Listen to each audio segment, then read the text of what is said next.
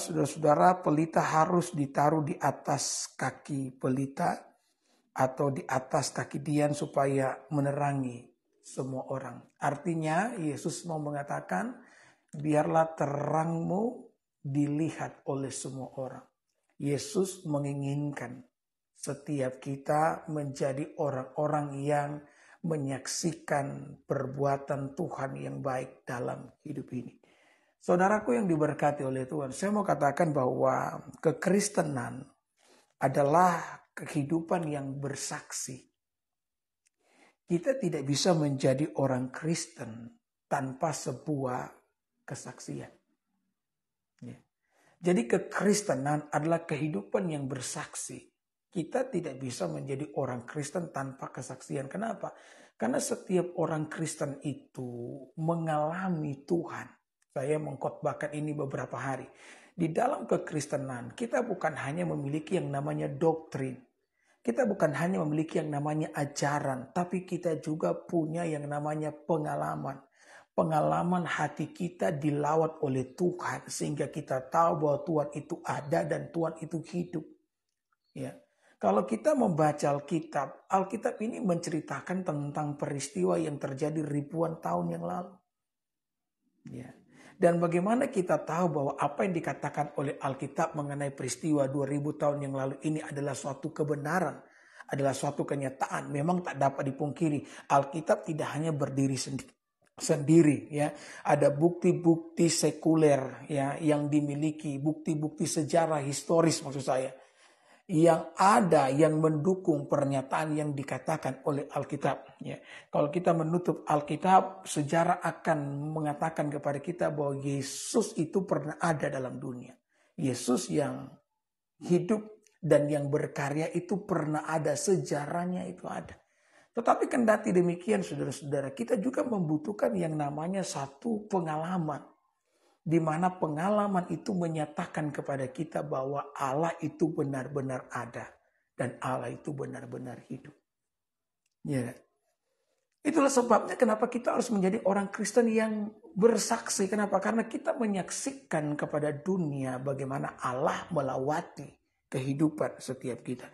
Jadi apa yang kita saksikan? Yang kita saksikan itu bukan hanya sekedar bagaimana ketika Allah menolong saudara, ketika engkau mengalami masalah ekonomi, atau bagaimana ketika Allah menyembuhkan saudara, ketika engkau mengalami yang namanya sakit penyakit.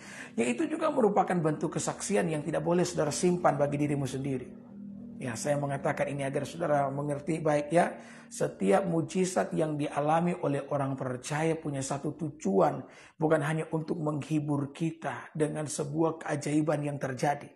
Bukan hanya sekedar untuk menolong kita dari kesulitan yang kita alami. Tidak. Mujizat yang engkau alami dalam kehidupan saudara punya satu tujuan yang sangat besar. Di mana agar engkau menyaksikan itu bagi banyak orang. Engkau perlu memberitahu kepada semua orang bahwa Allah itu hidup. Bahwa Yesus itu benar-benar hidup. Kenapa? Karena engkau mengalaminya di dalam kehidupan saudara. Makanya kenapa Yesus mengatakan saudara-saudara kepada para pendengarnya. Kerajaan Allah bukan hanya terdiri dari kata-kata.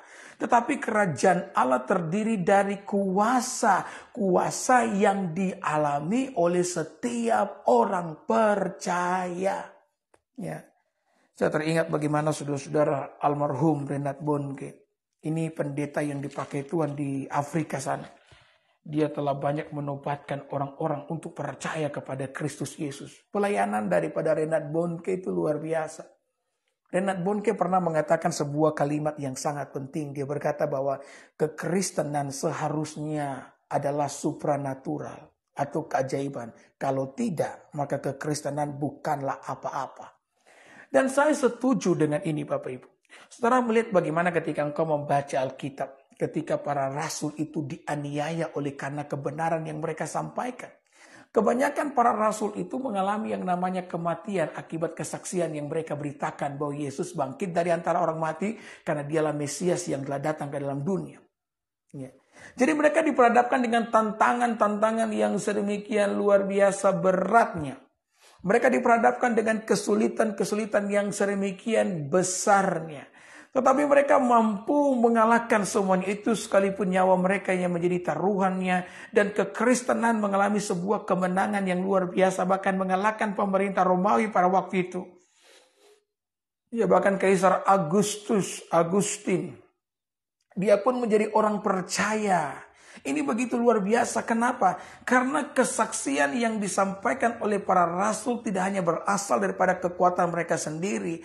Tetapi di sana ada kekuatan Roh Kudus. Ada kuasa. Ada supranatural yang daripada Allah. Yang membuat kesaksian itu sedemikian efektif. Sehingga kekristenan menjadi agama yang paling besar di dalam dunia ini. Maka penting bagi saya dan saudara untuk menyaksikan bagaimana ketika Allah telah melawat kehidupan saudara. Karena tujuan daripada setiap mujizat yang kau alami dalam kehidupanmu untuk menyatakan Tuhan itu hidup dan Dia berkuasa di tengah-tengah kehidupan setiap kita. Yang setuju dengan saya katakan amin. Saudara, tadi malam saya menyelesaikan ketika membaca kitab Kisah Para Rasul. Ya memang sih saya sudah banyak kali membaca Kisah Para Rasul. Tapi saya kembali membacanya karena memang ini penting ya.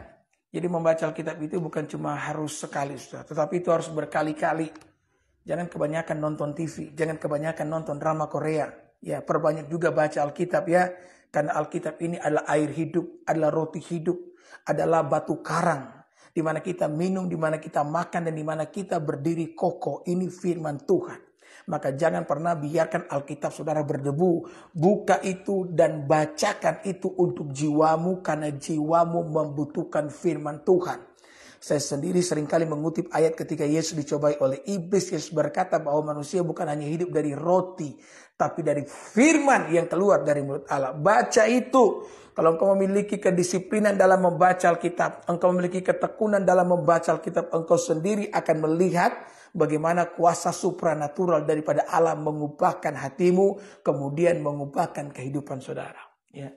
Jadi ketika saya membaca kitab Kisah Para Rasul, saudara-saudara, saya menemukan di sana kan ada kehidupan daripada Rasul Paulus yang paling banyak diangkat. Nah, di dalam kitab Kisah Para Rasul 3 kali kesaksian Rasul Paulus ketika dia mengalami lawatan Tuhan itu dituliskan dalam Kisah Para Rasul. 3 kali loh. Bagaimana ketika dia, saudara ingat ya, ketika dia pergi ke Damsyik untuk menganiaya orang percaya. Karena tadinya Rasul Paulus ini tidak percaya kepada Yesus. Dan dia membenci para pengikut Kristus. Karena dia berpikir pengikut Kristus ini telah merusak yang namanya hukum Taurat. Ya, maka kemanapun dia pergi, dia berupaya untuk menangkap orang Kristen, menjebloskannya ke dalam penjara, bahkan membunuh mereka. Ketika dia dapat surat hak penuh dari para pemimpin orang Yahudi untuk menganiaya dan menangkap orang Kristen, maka dia pergi. Dalam perjalanannya ke Damsyik, ya tiba-tiba ya di tengah hari bolong ada cahaya yang memancar dari langit. Dan Alkitab mengatakan cahaya ini lebih terang daripada cahaya matahari yang membuat mata Paulus menjadi buta. Dan terdengarlah suara itu dalam bahasa Aram. Saulus, Saulus, kenapa engkau menganiaya aku? Kemudian Saulus pun berkata, siapakah engkau Tuhan? Dan suara itu pun berkata, akulah Yesus yang engkau aniaya itu. Saudara, maka berbekal pengalaman itu Rasul Paulus, ya, dia mengalami sebuah perubahan kehidupan. Ya, yang tadinya dia adalah pembenci Kristen, sekarang dia menjadi pemberita iman Kristen. Itu sebabnya saya katakan kepada Bapak Ibu bahwa Kristus Yesus itu harus lahir di hati kita. 1000 kali pun, 1.000.000 kali pun Yesus lahir di Bethlehem. Selama Yesus tidak pernah lahir di hati kita, maka itu tidak akan pernah membawa perubahan apapun. Maka saya berdoa dengan segenap hati saya. Biar Roh Kudus yang akan bekerja sehingga engkau mengalami kelahiran baru. Dan Kristus Yesus dilahirkan di hatimu. Sehingga engkau mengerti dan engkau percaya bahwa dia Tuhan yang telah datang ke dalam dunia. Nah, kisah pertobatan Paulus ini Bapak Ibu ternyata diceritakan sebanyak 3 kali dalam Kisah Para Rasul. Dan ini merupakan sebuah tanda bagi kita. atau sebuah dorongan bagi kita. Maka kita pun harus menyaksikan Tuhan dalam hidup ini. Bagaimana ketika Allah melawat hatimu? Bagaimana ketika Allah melawat kehidupanmu? Sehingga engkau mengerti, memahami bahwa Tuhan itu hidup. Bahwa kekristenan bukan hanya sekadar doktrin. Kekristenan bukan hanya sekadar dogma. Kekristenan adalah kuasa Allah yang melawat hati manusia. Sehingga engkau tahu dan engkau percaya bahwa Tuhan itu hidup. Ya. Kemarin waktu saya live di TikTok. Ada seorang yang bernama Fitri. Dia dari non-Kristen. Kemudian dia masuk Kristen. Ya, dia masuk di live saya di TikTok. Karena di TikTok saya banyak kali menjawab pertanyaannya. Jadi kalau ada yang sering kali mengatakan bahwa saya ini hanya jago monolog. Ya nanti sekali-sekali bisa gabung di TikTok. Ya kan, karena kalau saya live di Facebook.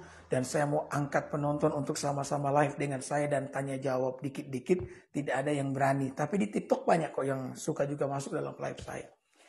Kemudian ketika dia mulai membagikan imannya. Saya pun bertanya kepada Fitri ini. Saya bilang, bagaimana kamu mengenal Yesus?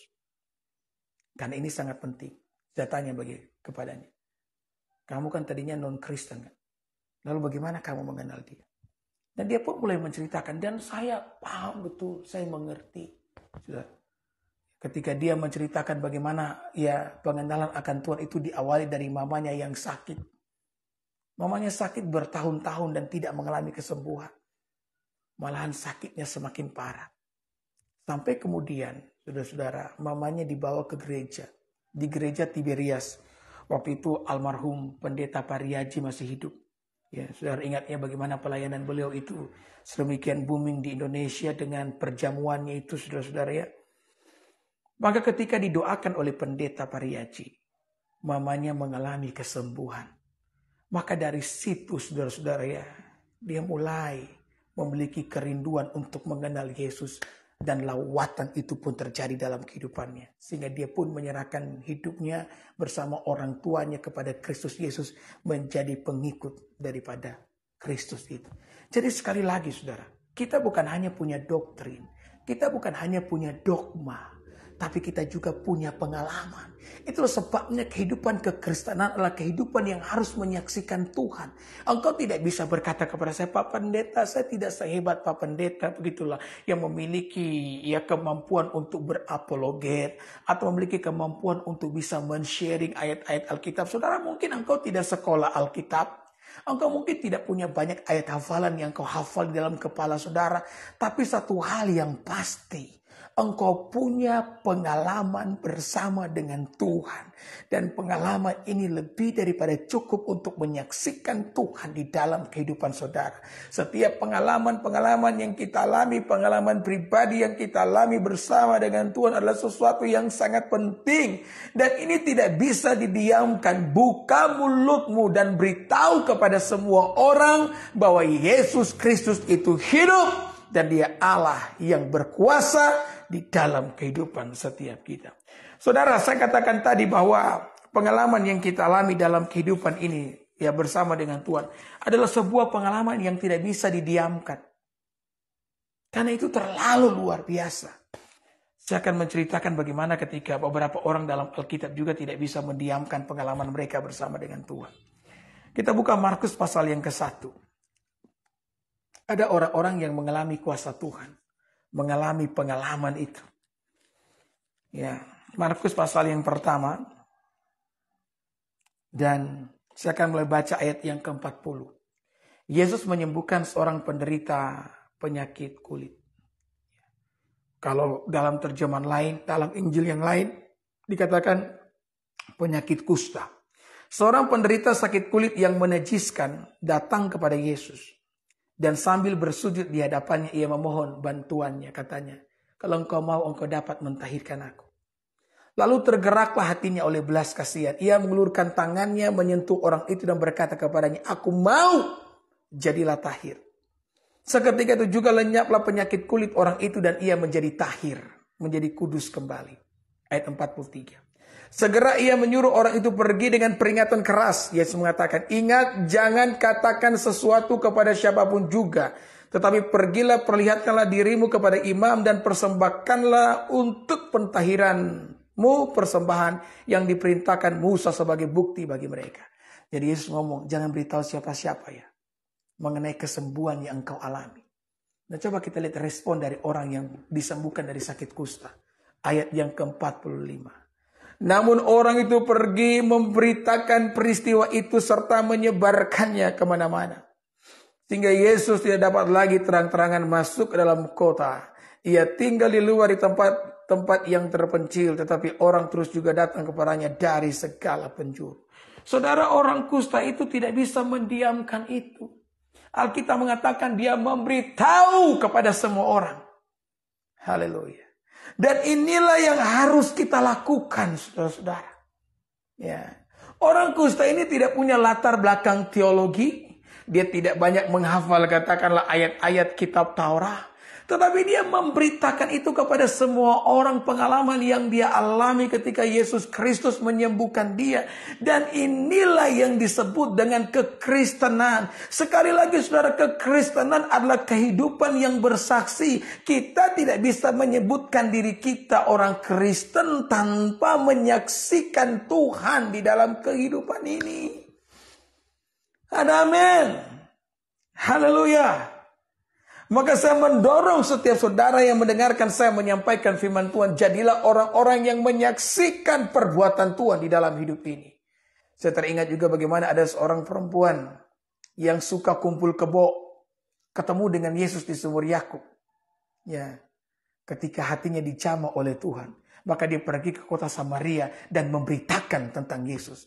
Tadinya wanita ini malu saudara-saudara untuk menyatakan dirinya kepada banyak orang. Kenapa? Karena perbuatan kemesuman yang dia lakukan dengan banyak laki-laki.